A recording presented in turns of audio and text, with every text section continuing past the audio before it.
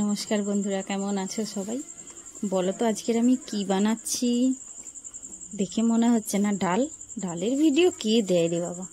না, আজকের আমি ডালের ভিডিও দিচ্ছি না, আজকের আমি দিচ্ছি মেদিনীপুর স্টাইলের ডিমের টকের ভিডিও। দেখো, আপনারা সবাই দেখুন, আশা করছি খুবই ভালো লাগবে ভিডিওটা। আমি একটু অন্যরকম করে বানাচ্ছি, যদিও শুকনো লঙ্কা ফোড়ন দেয়, আমি দিচ্ছি কাঁচা লঙ্কা ফোড়ন।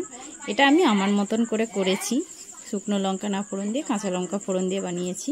শুকনো লঙ্কা ফোড়ন দিয়েও বানানো যায়। প্রথমে দিয়েছি সাদা তেল, একটা কাঁচা লঙ্কা, একটু পাঁচ ফোড়ন দিয়ে ভেজে রাখা ডিমগুলোকে আবারও তেলের মধ্যে দিয়ে একটু নাড়াচাড়া করে নিচ্ছি। নিয়ে আমি জল দিয়ে দিচ্ছি। আজকের বানাবো আমি গন্ধরাজ লেবু দিয়ে ডিমের টক।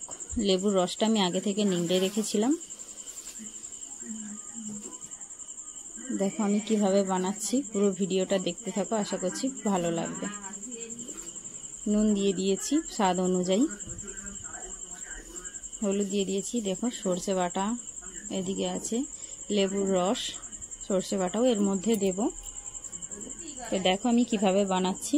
প্রথমেই কিন্তু আমি লেবুর রসটা দেব না, প্রথমে আমি জল দিয়ে ভালো করে ফুটিয়ে নিচ্ছি। নুন দিয়ে দিয়েছি পরিমাণ মতো, একটু সামান্য চিনি দিয়ে দিচ্ছি, খুব বেশি দিচ্ছে না, সামান্য চিনি স্বাদের জন্য দিচ্ছি।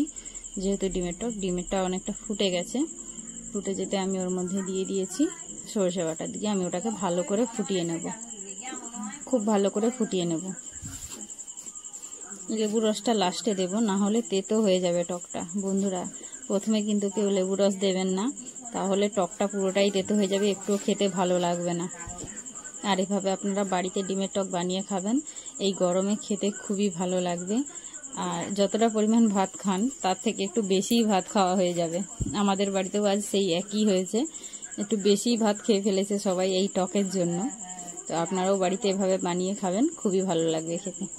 আমার কিন্তু ভালো করে ফুটে গেছে, তারপরে কিন্তু আমি লাস্টে লেবু রসটা দিয়ে দিয়েছি, দিয়ে সামান্য একটুখানি ফুটিয়ে নেড়ে চেড়ে নামিয়ে নেব।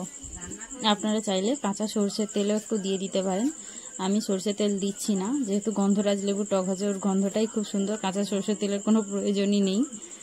তো আপনারা চাইলে সরষের তেল ঝাঁঝালো গন্ধের জন্য একটু লাস্টে সরষের তেলও ফেলে দিতে পারেন। ঢেলে নিয়েছি আমি, দেখুন কত সুন্দর হয়েছে বন্ধুরা, অসাধারণ খেতে হয় এটা। আপনারা সবাই বাড়িতে করে খাবেন আর আমাকে কমেন্ট করে জানাবেন কেমন হয়েছে। টাটা।